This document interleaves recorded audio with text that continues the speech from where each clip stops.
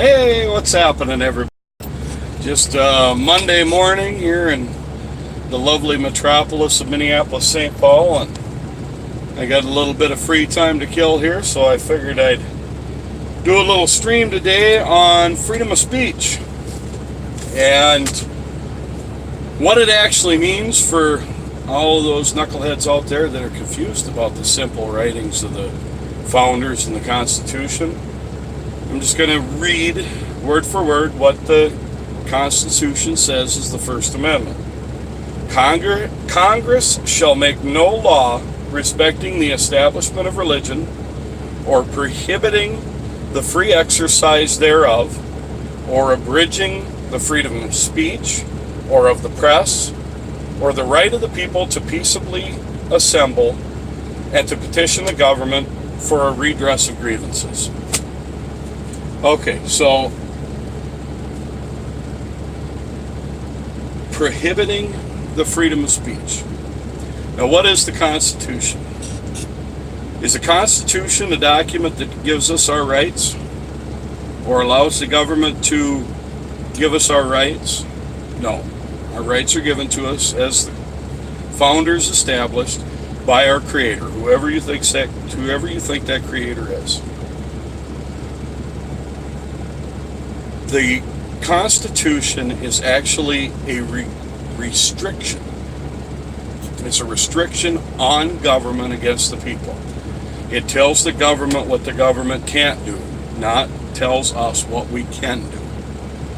So this First Amendment to the Constitution, often called the Bill of Rights, is kind of a misdeclaration.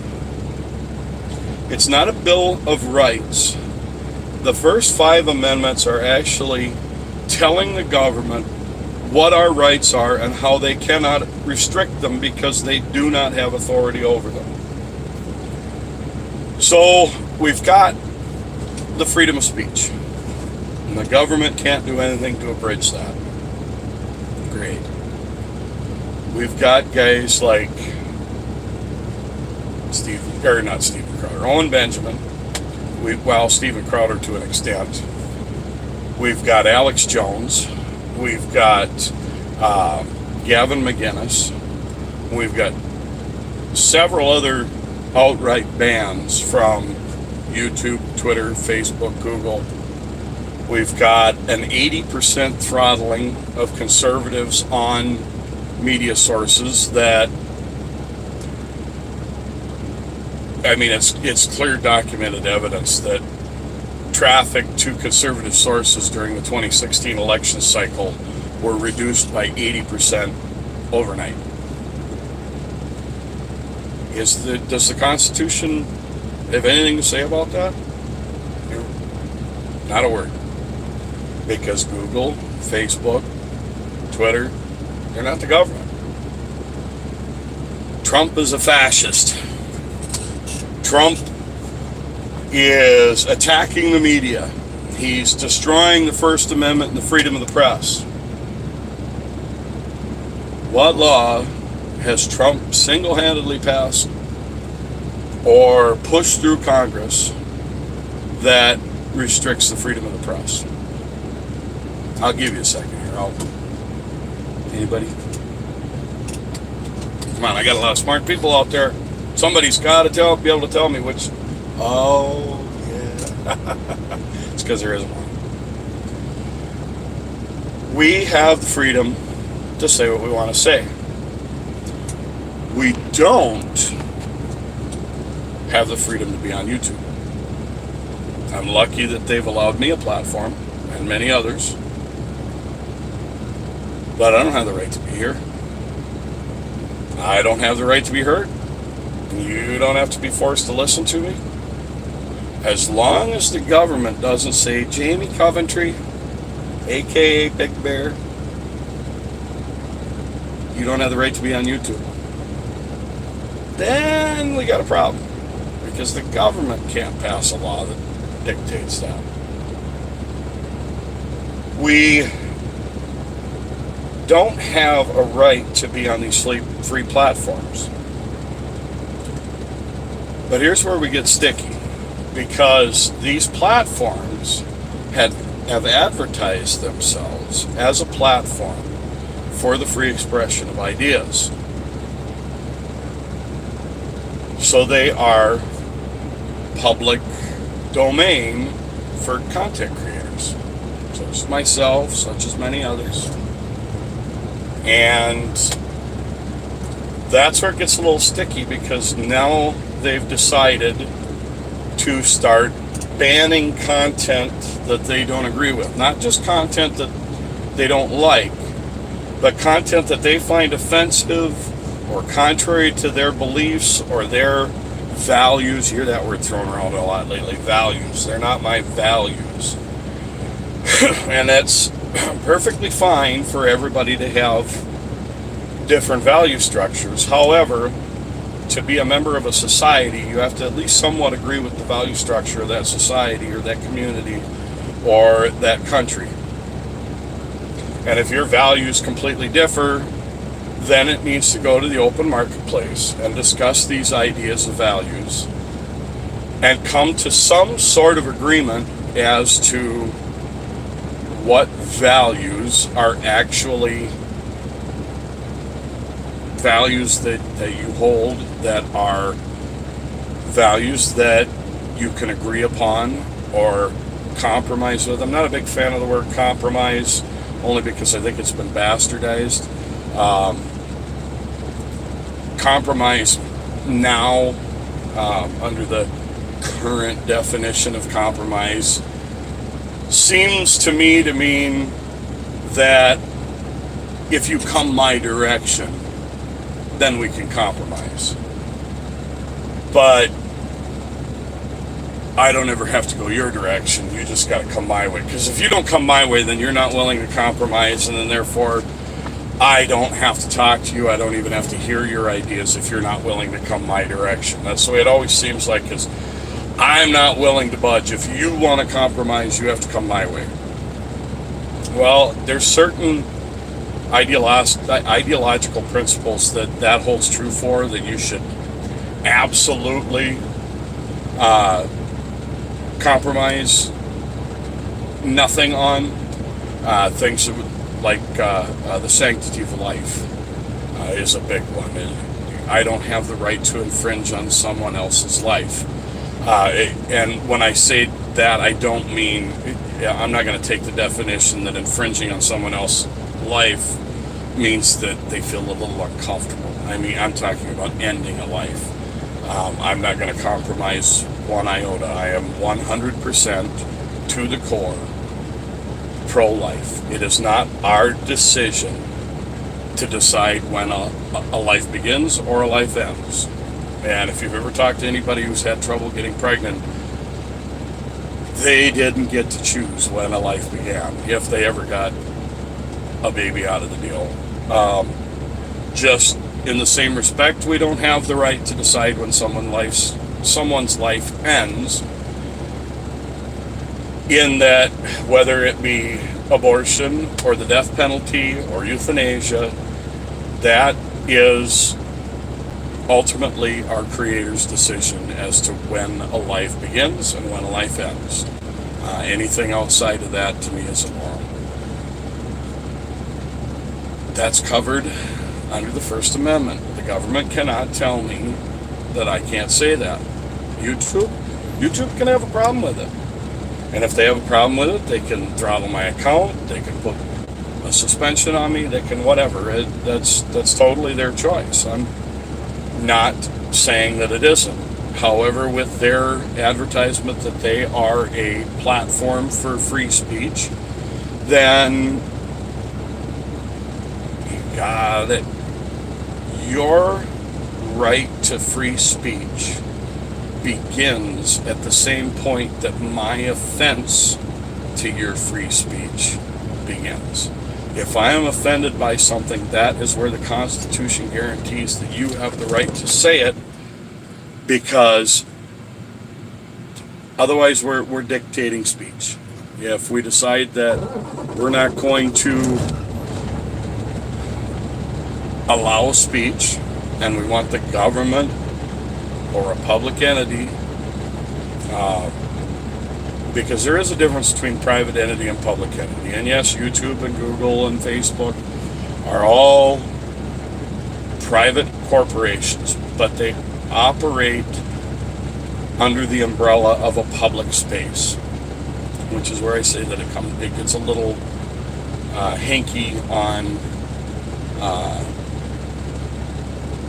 whether or not it is truly a public space or a private space.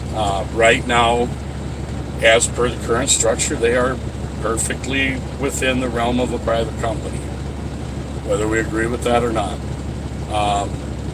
We can petition them to allow all speech, and hopefully they will listen to us, but they don't have to. They could. I just wish they would more openly say whether or not they are a public platform, or come clean on the fact that they're actually intentionally throttling and monitoring content based on ideological guidelines and not free speech guidelines, especially on YouTube, but Twitter as well, Facebook as well. You know, they give you this platform to say what you want to say, and then take the platform away from you, and what you say isn't what they want to hear.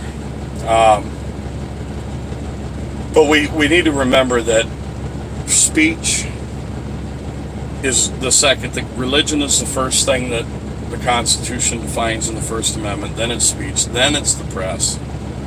Then it's the redress for grievances.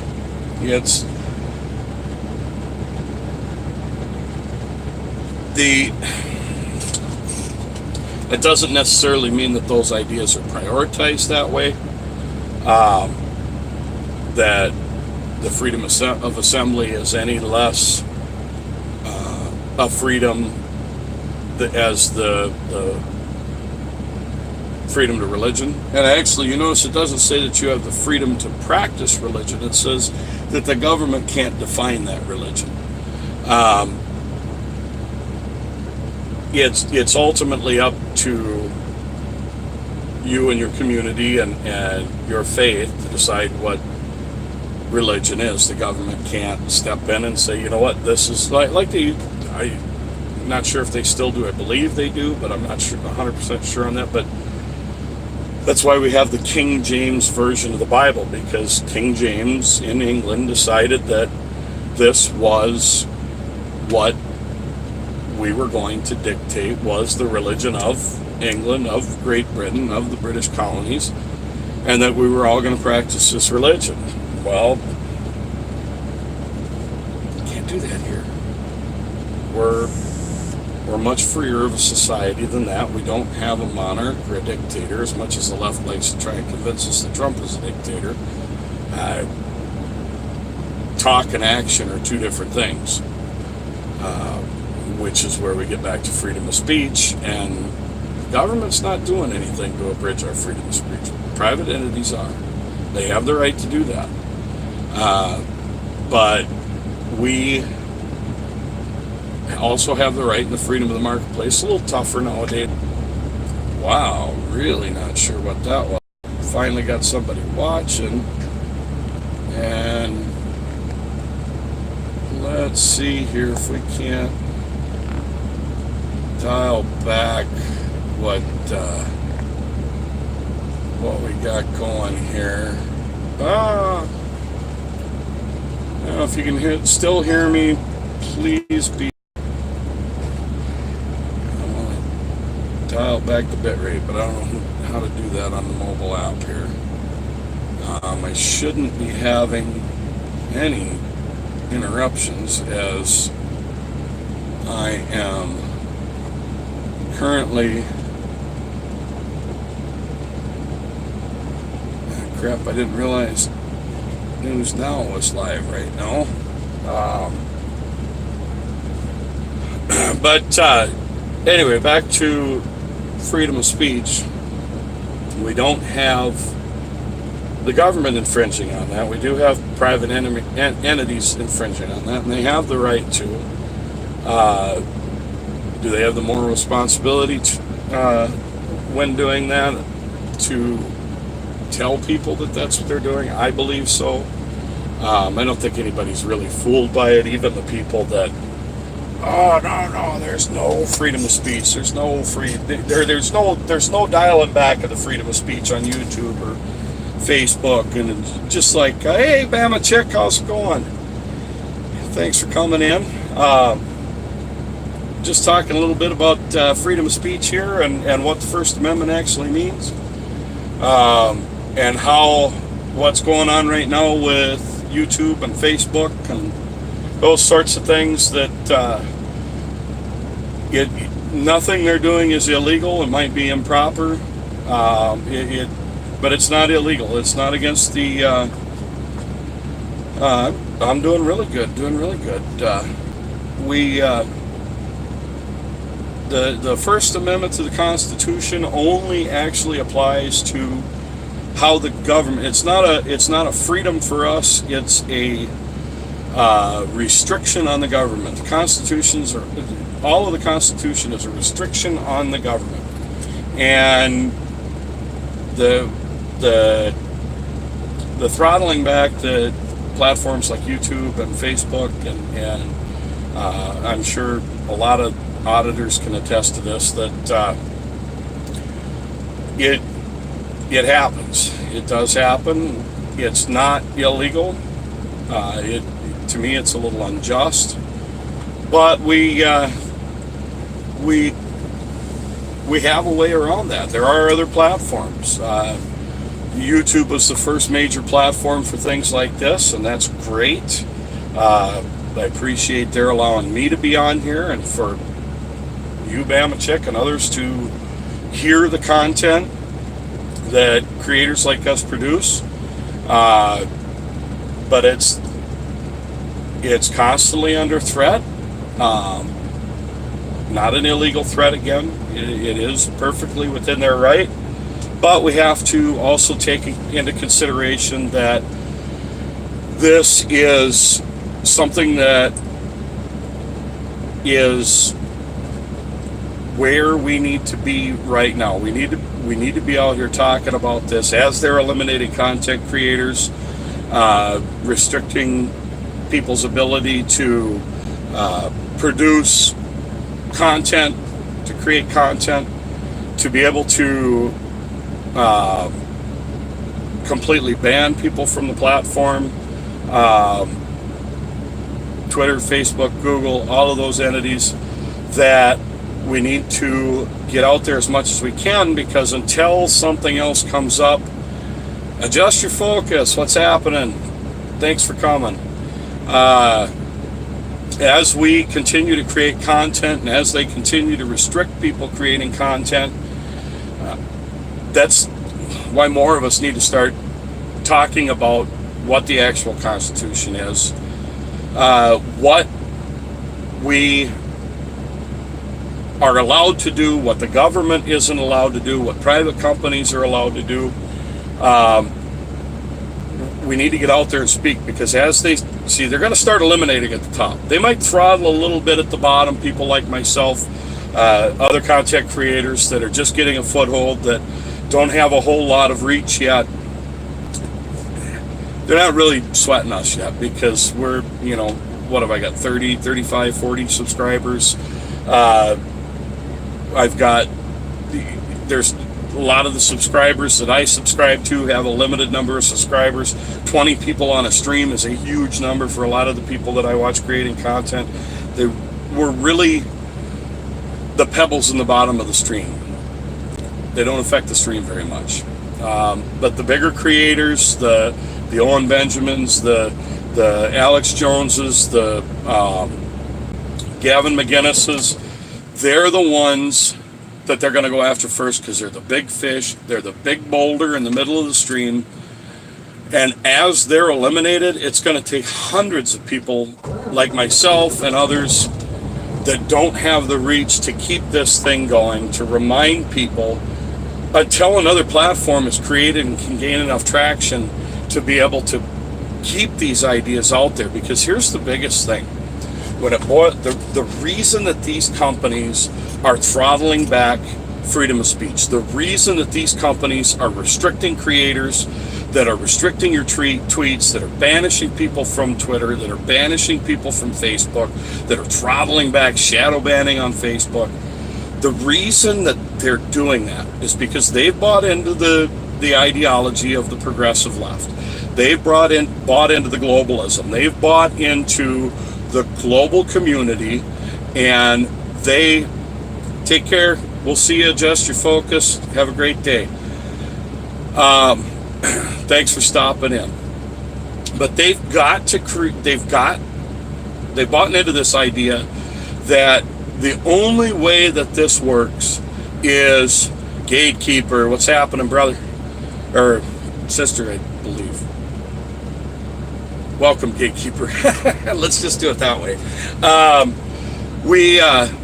The reason that they're doing what they're doing is because they bought into this ideology of globalism.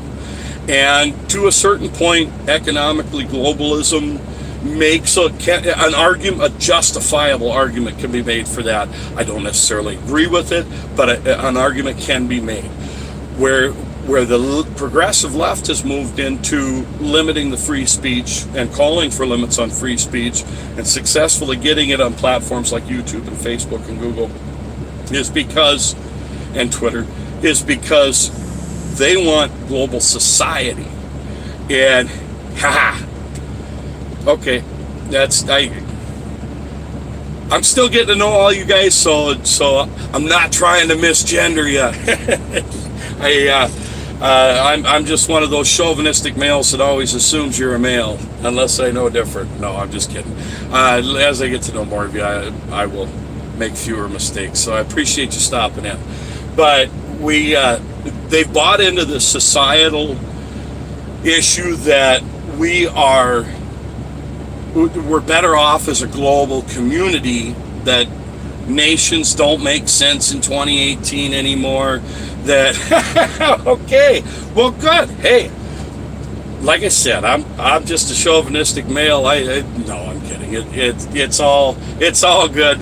We're happy to have all the voices that we can have that are passing on this message, that are getting this out there, that yes, they're banning us. No, it's not illegal.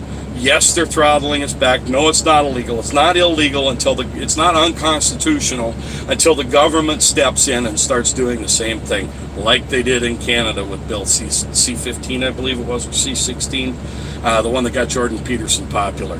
That bill did restrict what you could say, and in the United States, that would be unconstitutional. Not unconstitutional in Canada.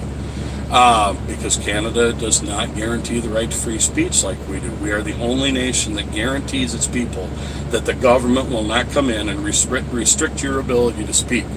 But they bought into this global idea of society and a world without borders, and we're all one community and one nation and one entity.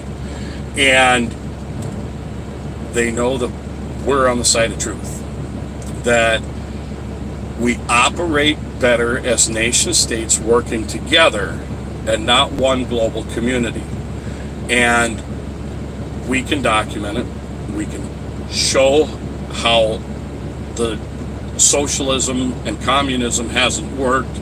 We could show how the presence of the United States, the strongest, freest nation in the world, that we are the best path to freedom and peace, that if more countries adopted our way of governance, not our ideals, there's a difference between each individual country's right to develop their own constitution, their own way of thinking, their own blueprint for where they want their country to go. But our way of governance, where the people have the right to choose, it's the best path for freedom and for peace. The reason the left doesn't accept that, and when I'm talk of the left, I mean the progressive left, the moderate left, the classical liberal. They are where the left used to be. They are the biggest arbiters for free speech, the libertarianisms, the classical liberals. But as far as the modern progressive left and their spewing of terms like the modern definition of socialism, well, Stalin said the definition of peace, and I'm paraphrasing here because I don't have the exact quote in front of me, but Stalin said the definition of peace is the elimination of opposition to socialism. Socialism doesn't work, people. Socialism does not allow what I'm doing right now. It does not allow what you're doing right now, watching what I'm doing right now. Not only could I be thrown in a gulag and put to death or locked up for the rest of my life, but you, just for watching this video, could be completely wiped of all your possessions. You could be taken to the gulag, questioned, tortured. That's where it goes. That's where it goes. It starts out small. It starts out like Venezuela. Yay, Venezuela! Look at the left support Venezuela, and how Hugo Chavez is returning the economy to the people, and he's giving it to the people that are the ones that are most deserving of it, because it's off of their backs that this is possible. They're making this happen. And then socialism rears its ugly head. They piss off the capitalists, and that right there is why they want a globalist society, because socialism doesn't ever work. But they think that these little instances where it's applied, Soviet Russia, Venezuela, Cuba, all these different areas where socialism is applied, it doesn't work because it's too small. We need to go bigger. We need to get much bigger, because if we don't go big, see, the problem with Venezuela wasn't what Hugo Chavez did. It's because the oil companies put a big middle finger up to Hugo Chavez, and when he said, you need to give us a better price, you need to accept less for the oil that you're taking out of our country and give more of that to us and the people that are making this possible. And the oil companies said, nah, sorry, if we can't make this amount of profit, we're down the road. And Hugo Chavez wasn't willing to give up his lifestyle. He wasn't willing to give up his luxuries, even though that's what he was demanding that these corporate entities do. Well, he wasn't willing to do it. So he sits back in the lap of luxury, fat as a hog, while the average Venezuelan loses 20 pounds because of starvation. How funny is that? Socialism always ends in starvation and genocide, because the genocide doesn't necessarily have to be when the government actually goes in and kills people. The genocide can simply mean that people starve to death and die in large numbers. Same thing, still genocide. And because Venezuela doesn't guarantee free speech, there are people out there on the television saying, that Hugo Chavez, he's got to go, because, man, my family, we're starving to death. What's that? Where'd my sister go? Where'd my mom go? Where's my kids? See ya. That's what happens. People die. It's the ability to say the truth and defend the truth through speech that holds off government. It's when that freedom of speech starts to die that the government can creep in and wipe you off the planet. And I'm not ready for that. And I will stand up. Hey, just a quick shout out. Speaking of fighting for truth, in the month of January, I've talked to Flow Righty Hillbilly. Check out his live streams. They're an awesome way to unwind, especially the Friday night and Saturday night, the Name That Riff. But Flow Righty Hillbilly and I are in talks right now. We're going to work something out where all donations to his PayPal or mine. If one of you two that are watching could throw up his PayPal link, I believe it's Mark Ham Family Dad at frontier.net or frontier.com. Mark Ham Family Dad at frontier.com, or mine at Big Riggin with no apostrophe, just BIGRIGGIN at PayPal, or paypal.me/BigRiggin. That's what it is. Paypal.me/BigRiggin. We're going to have a competition in the month of January, a dollar for dollar match. Whoever raises the most, we're still working out the details, so I'm not going to get, but all of the proceeds that come from this fundraiser in January are going to go to the Wounded Warriors Foundation. I believe is the one we're shooting for. Definitely going to be a veterans organization that's helping vets, real world helping vets. So stay tuned for that. Keep an eye out for that. But hopefully we don't get throttled back on YouTube by the YouTube overlords before then. It'll put a real kink in our ability to raise those funds. But yeah, looking forward to helping the vets out. I myself am a vet. I don't think I wasn't wounded or anything like that. I served during peacetime. I was in the Marine Corps from 94 to 98. Hoorah. So, but we're going to find a veterans organization that's doing good work for vets and do a little fun competition and see how much money we can raise for those vets. But it's the freedom of speech to say, thanks, Gatekeeper. It's the freedom of speech. Okay, here's again. Your freedom of speech begins when my offense to what you're saying begins. The more offended I am, the more the Constitution guarantees you have the right to say it. Obviously, there's been reasonable restrictions, which was the first frickin'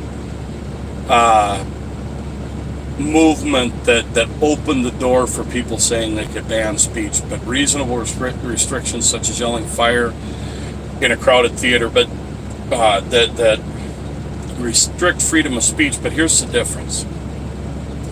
That is a direct call to action. That is directly putting someone at harm, or potentially in the way of harm, by screaming fire in a crowded theater. Or I was just watching a show on Discovery Channel here the other day about sharks. It's called I Was Prey is the name of the show. I believe it's Discovery or History or one of those. I'm not sure on that. But this guy gets attacked by a bull shark surfing, or a great white, one of the two. Bull shark, I believe. And bad deal, because this shark just kept coming and kept hitting him. And he was in the reason he was in the ocean in the first place, he was swimming. He wasn't surfing, he was swimming. The reason he was in the ocean in the first place is because his daughter was an athlete. They went into a physical together. She needed a physical for something, and she jumps on the scale, and so he decides, I'm going to get on the scale and see what I weigh. And it's more than he thought it was going to be. And his daughter looks at him and says, geez, Dad, you are a fat butt. So he decides, okay, I'm going to get in shape. So he started exercising, started running every day. He gets out and starts doing 5Ks, and then he starts doing 10Ks, and then he starts doing half triathlons. And he's training for this half triathlon with another woman, 65-year-old woman, and they swim out about 100 yards out from shore, get past the breakers, and then they turn and are going to start running parallel to shore. As soon as he puts his face in the water, bang, he gets hit. Then the shark circles around, hits him in the arms, shark circles around. So shark hits him in the arms, circles around, hits him in the side again, which is really rare, because usually when sharks hit you, it's a case of mistaken identity. They take a taste of you. Oh, you don't taste good, so they move on. Well, this shark kept coming, came back, hit him in the arm a second time, stripped the flesh from his arm right down to the bone, drug him up towards shore, and he got up close enough in a sandbar that he was able to stand up, got away from the shark. That's when it stripped his arm clean. gets back in, gets into surgery. He loses his arm right below the elbow. He commits that this isn't going to be his defining moment, and he goes back into training right after he gets out of the hospital. He goes back. He's going to run his first half triathlon, and they're wading out into the water, and he's terrified. He's really nervous. First time back in the ocean since the attack. He's telling his buddy, I don't know if I can do this. This is not something that I don't know if I can do. I'm horrified right now. I'm mortified. I can't move. And he turns around to go back. And when he turns around to go back, he sees his family there, and his family's really supportive, and they're going to back him no matter what he does. They're cheering him on. So he turns around and goes back, and they're doing the countdown, and he gets down to 2, and the guy yells, "Shark!" with a bunch of swimmers in the water. So they all scatter, and he takes off like a bat and ends up taking first place in his division. But I just thought that was funny, because the difference between that and yelling fire in a crowded theater, they both scare the tar out of you. The yelling shark doesn't put you into imminent danger. People are going to scatter. They're going to get out of the way. Likely nobody's going to get hurt. And nobody did get hurt. Yelling fire in a crowded theater, you're going to cause a stampede that's going to end up causing somebody to get seriously injured or possibly killed. So your freedom of speech doesn't allow you to actually hurt somebody. Again, this brings me back to where I said that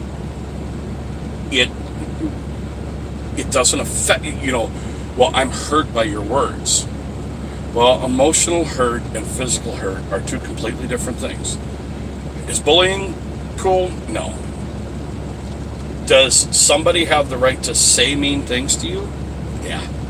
Sorry, I hate to tell you, but they do. Actually, I don't hate to tell you. I'm glad that people have the right to offend me. I'm offended by a lot of stuff, but I'm not going to crawl under a rock, curl up into a ball, and never come out again, because then that's on me. That's my response to what you said, and I choose not to respond that way. Because when it's my choice as to my level of hurt, that does not take away from your right to say it. As long as the government doesn't step in and say you can't say it. Now, if you're causing imminent threat or a call to action, like Maxine Waters, the representative from California, that says that we should be hunting down conservatives and Republicans, or any inflammatory speech like that, especially by a public figure who has a reasonable expectation that they have a following that listens to them, that's not guaranteed under the First Amendment of the Constitution. You saying something that is a call to action is not covered. Me saying that I wish leftists would just fall over dead, it's not necessarily guaranteed to me under the First Amendment, and I don't wish that. I believe everybody has a right to exist. I believe everybody has a right to speak the truth, and I don't mean the truth as you see it. There's not a difference between the truth and the truth as you see it. There's not your truth and my truth. There's the truth. And the reason the left, we'll get back to the globalist system, the reason the left is so afraid of this is because they know they don't have the truth on their side. They know that there's too much evidence opposing what they're saying. It's always, oh, they didn't go far enough, or they didn't, when somebody's trying to implement socialism or communism, they didn't go far enough. They didn't do the right things. It wasn't the right person at the right time. It's not true. They just don't. They don't. It doesn't work. And which is why what we've got is so important to maintain and preserve, is because if we do move more toward, we are a free country with a lot of social welfare programs. That's completely different, and that's the same way. Don't let anybody tell you any different. That's the same thing that Denmark is. It's the same thing that Norway and Sweden and all those other countries are. They are free market countries. Oh, looks like I'm getting bugged here. Hold on just a second here. What's going on? No, I've already been in and out. I'm just taking my break. Thank you, sir. Have a good day. secure facility. Make sure we're not doing something hinky. But no, we are getting closer to the time I need to get moving on, so I do need to wrap this up. But the reason the progressive left fears what we're doing, is because they know that they can't win in the arena of ideas. They can't debate their side without name calling, without limiting what we have to say, without restricting us. They can't allow us to speak freely and still achieve their goals. I know that I can let them speak freely and we can achieve our goals, because we're not trying to hide. We're not trying to say crazy stuff that doesn't make any sense. We're not trying to knock people down. We're just trying to show that, hey, freedom always is better than government restrictions. And the freedom of speech is the biggest one. Anytime people start getting silenced by the government, it's a bad thing. Private entities, we can work around that. It makes it tough in today's age with giant mega corporations such as Google, Facebook, Twitter, YouTube, those sorts of things. But we just can't let people silence us.